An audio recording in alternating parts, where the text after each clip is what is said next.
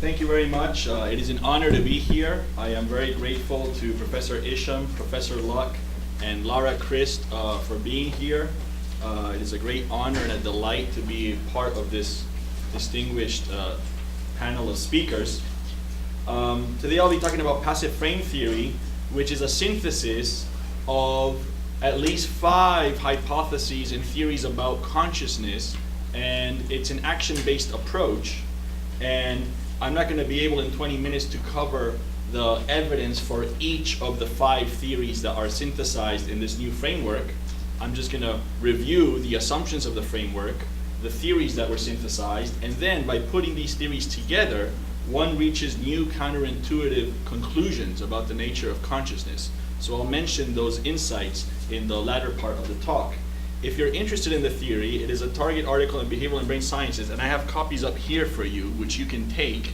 I haven't gotten reprints yet, so these are just manuscript copies. But when I send them to people, they say it's too much ink, it's too long. So I printed them out for you so you can take a copy.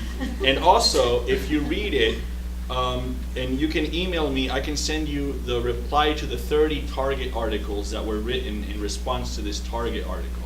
Some people like the reply more than the Target. I can send you that by email. Okay, so there's the article if you need it, if you're interested in having it. Passive frame theory is unique in several ways.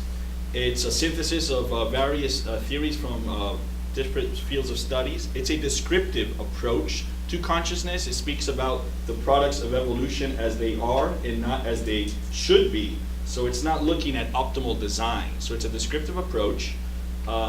And from the descriptive approach, locomotion was achieved in humans in a very different way than it was achieved in artificial systems, right? Wheels versus legs, and the artificial heart is very different from the natural heart.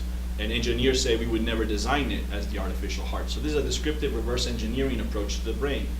When one adopts this descriptive approach, one reaches an inevitable contrast, and that is the contrast between conscious and unconscious processes in the brain. So from a descriptive approach to the brain, one cannot help but encounter this distinction.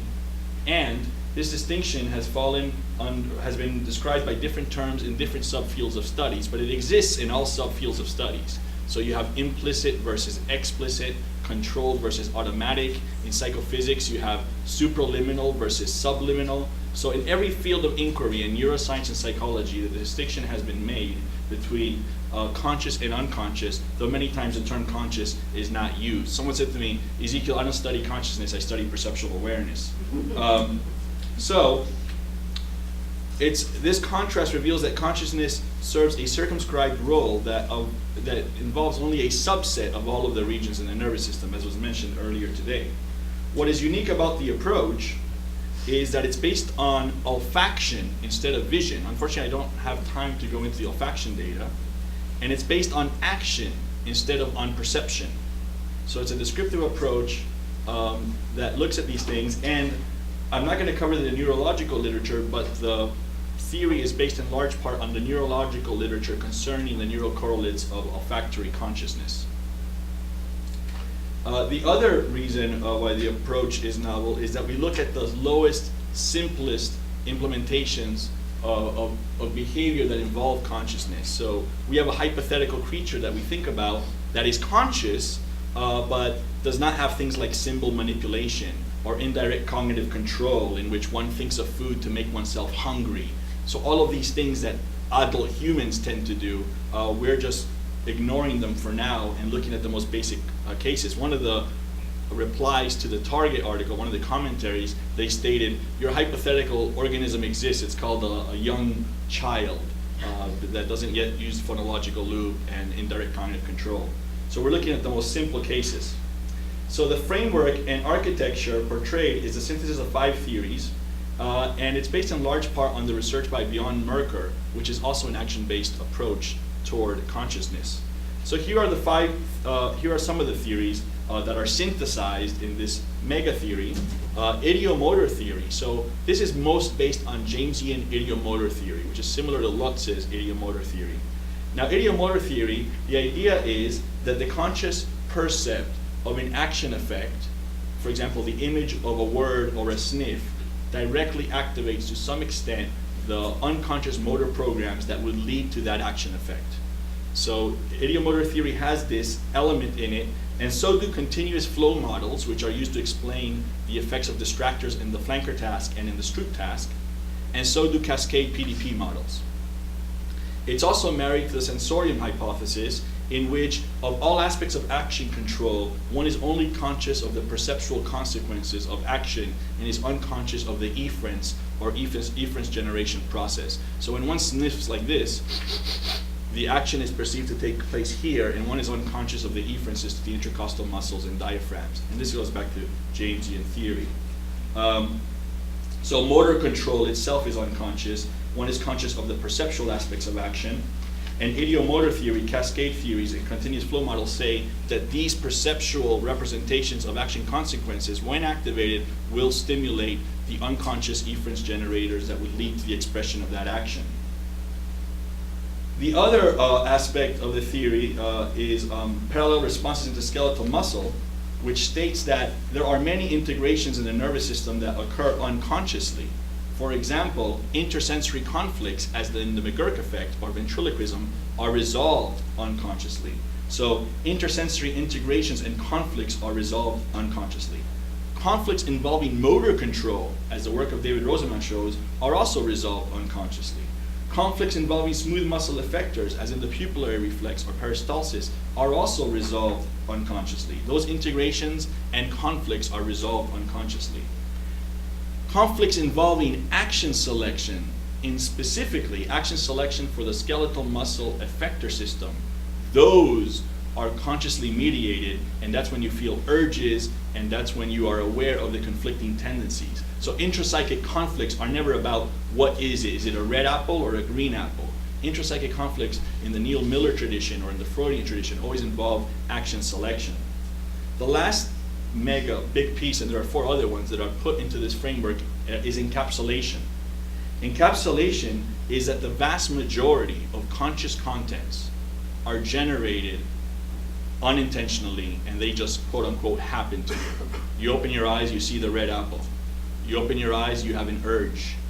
And in a creature without indirect cognitive control and without all of these complicated processes that adult humans show, most contents, even in us, occur in this manner. Encapsulation is that knowledge or your desires cannot modulate or affect the generation of these conscious contents that occupy the conscious field, which is everything you're conscious of at one moment in time.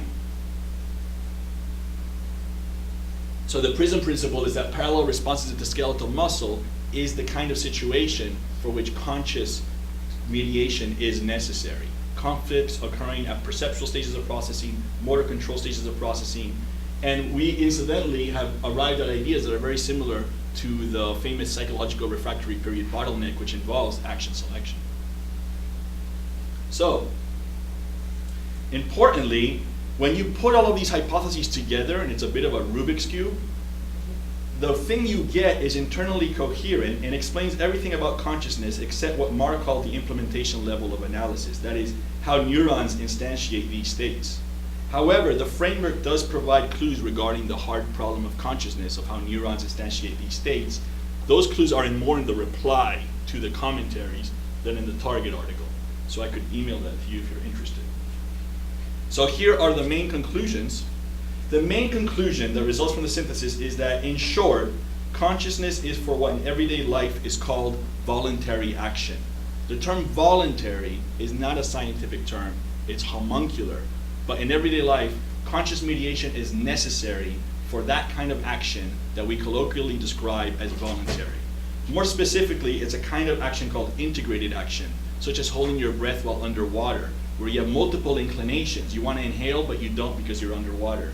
You're carrying a hot dish of food to the dinner table, you want to drop it, but you don't because it's expensive china. So when behavior becomes unconscious, you don't have a lack of action. You have a lack of integrated action. So you just drop the hot dish of food.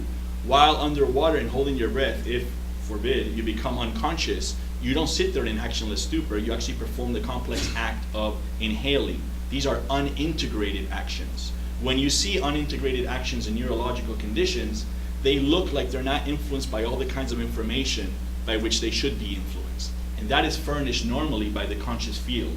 So the conscious field is for voluntary action selection right now. The form, okay, so from this we learned that the role of consciousness is very circumscribed. It involves only a subset of brain regions which are discussed in the paper.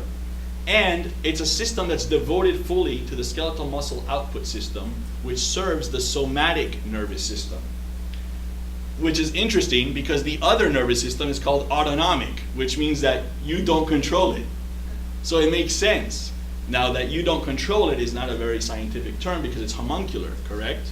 But it all makes sense that it would be with the somatic nervous system. Conflicts involving smooth muscle, pre-action selection conflicts, and actually what we're learning now is action selection itself is post-conscious. Consciousness is about the options for action selection. And they have to be put in a certain format, and that's what consciousness provides. Action selection, the battle of what to do in the Stroop-Tasker and the flanker are post-conscious. All right. So the evidence for the framework stems from the evidence of the many theories synthesized within it. Some of this evidence comes from our own lab, so we've contributed to all of the different kinds of theory. We have data on all of those things. And a lot of the evidence recently comes from our new paradigm, the reflexive imagery task, where we're learning that the generation of high-level contents, phenomenologically, is very similar to the generation of low-level contents. And the framework explains why that should be. So, the primary function of consciousness is to integrate otherwise encapsulated outputs in the service of action selection at one moment. Each of these outputs themselves may be polysensory in origin. So the McGurk effect, that you get from the intersensory processing, you just get for free. Consciousness is not for the McGurk mediation. You get the conscious would be, you're doing the McGurk effect in an experiment, you smell smoke, and you say, I'm leaving this experiment. Okay? So it's that level of action selection. Each of the products composing the field can be generated by polysensory unconscious processes. Now, what's really interesting is that most of the properties of the conscious field, so your sense or feeling of one person apprehending the field, whether in a dream or while awake, that sense arises from the demands of action selection. This is not something I say, Merker says it as well. You perceive this object on your left and this object on your right because it would be disadvantageous for you to treat an object on your right as if it were on your left. And insofar as space is used in decision making about what to do, that bushel of hay is further than that one, then everything has to be mapped in such a way that it seems as if your conscious field is looked at from an egocentric first-person perspective. So many of the properties of the conscious field, and what's interesting in what Hume noted was that if you look for the self that's looking at the field, there's nothing there, which is scary. So there's this, everything looks as if from a first-person perspective, and that would be required for adaptive action selection. So most of the properties of the conscious field, including the first-person perspective and the notion of a homunculus staring at the field, arise from the requirements of adaptive action selection. The constraints of adaptive action selection right now are making the field look that way. And so you may have a little dream snippet in hypnagogic sleep where you think that you're a chef. I have dreams where I'm someone else all the time. So last night I had a dream where I was a chef and I was telling someone, where are the cucumbers, where are the cucumbers, and I woke up. Well, at that moment, thankfully, my dreams are all like that. Where's table 2? Where's, we have to send, where's table 2? There's an appendix to this paper. Okay, so, but the whole point of the field is at that moment, that element of action selection, which itself is actually post-conscious. So unlike other approaches, passive frame theory specifies which integrations require consciousness and which do not, which is a current and major problem. It also explains subjective data from intersensory conflicts, which are unconscious, smooth muscle conflicts, which are unconscious, synchrony blindness, which is peculiar, when two mechanisms lead to the same action plan, one is unaware that two mechanisms are at play. When two mechanisms are in conflict, one says, I have urges. The theory also explains, and this is what the neurologists like, why skeletal muscle has historically been called voluntary muscle, why it's the only voluntary effector. Also, why one is aware of conscious contents even though they're not relevant for ongoing action or for other contents comprising the field. The field is very dumb. Each content not only does not know about the other contents, it should not know. And we'll speak more about this. So the synthesis leads to several counterintuitive insights. This you get by marrying all the 5 frameworks, and I can't go over the evidence for each framework, but some of these are pretty counterintuitive.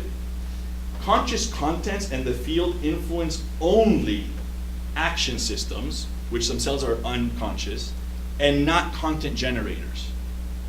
So the contents are generated, they're put in the field by systems that are devoted to that. The field is apprehended by multiple, not one homunculus, multiple action systems that are sampling it, and each of them is unconscious. This is called unidirectional communication in robotic systems. Conscious contents cannot influence each other at the same time. That would violate encapsulation and would be bad. If you could at will turn off the feelings of nausea or pain or of guilt, then these states would no longer serve their adaptive purpose. So that is why you are conscious of many things that you are not directly conflicted about or acting about. And this is why when you're running across the hot desert sand for water, the tissue damage on the feet still feels bad, although the action will save your life. You go to the doctor and you get an injection, the injection will save your life. There's still a system protesting saying tissue damage, tissue damage. It doesn't know that you're at the doctor and all of these other things, and it should not know. Once you have that cross-system contamination, then the field can no longer work adaptively. So what we've realized is conscious inclinations are behaviorally suppressible. You let the doctor do it. The urges are not suppressible. So the behaviorist had it wrong. The SR link is not about behavior. The SR link is about the content in the field. You can suppress the behavior, but you can't suppress the generation of the conscious content. So this also counters the idea that one conscious thought can lead to another conscious thought. In a sense, one conscious thought does not know of its relevance to ongoing action, to higher order goals, or to other contents in the field. So although consciousness is not epiphenomenal or omnipresent, as in panpsychism, its role is very passive and less teleological and purposeful than that of other accounts. Consciousness has very few moving parts. It is passive.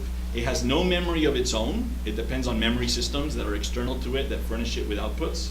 It has no reasoning of its own, and it has no symbol manipulation properties. It is just a passive format for these action systems to be able to respond to the field collectively. So the key thing about conscious action is you're responding to one token, the McGurk effect, in light of another token, you smell smoke. Now, it does this same kind of thing for various different kinds of processes, so it looks like consciousness does more than it does, and it looks a lot more flexible than it does. But actually, the same collection of conscious contents will always give you the same action selection. So if conscious options, if the fields for action, if the action options in the field are X, Y, and Z, you'll always do Z. So it's actually a highly determined system.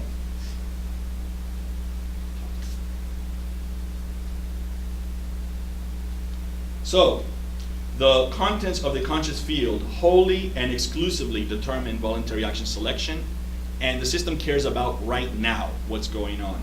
During action selection, the field functions as a unitary entity in terms of its influence over the skeletal motor output system. This point is important because it renders moot the debate whether consciousness should be thought of as a componential entity or as a unitary entity. For the action systems, it doesn't matter. They're sampling the whole thing, and it could be componential or unitary. It's treated as one thing. So the action-related modules in the skeletal motor output system must treat, in terms of functional consequences, the mosaic of contents in the field as one thing at one moment in time. So I will always in that dream say, where's the cucumber? During action, this is interesting. So in action control and ideomotor theory, it's very important for anticipated action effects, how it will look when I put the coffee to my mouth, and actual action effects, putting the coffee to my mouth. It's very important for them to be in the same format because then I can detect a mismatch and know whether I failed to enact the action. But also important not only must the format of the anticipated action effect and the actual action effect be in the same style of format, so must all information in the current environment. So you're grabbing the coffee and then a fly goes in the coffee and you veto action. So the fly, the intended action goal, and the actual action have to be in the same decision space. They have to be comparable tokens in this special format. So although consciousness has historically been associated with the highest levels of processing, here it's revealed that it's actually associated with very low levels of processing, and that level of processing is married to representations in the external environment. For example, olfaction. So you could be in an airplane thinking about whether or not to reject the paper you're reading for a journal, and then you smell too much airplane fuel and you decide to move somewhere else. The airplane fuel smell and your deliberations about the paper, at some level, the action selection system is scanning them all at the same time, and they have to be comparable tokens in the same decision space.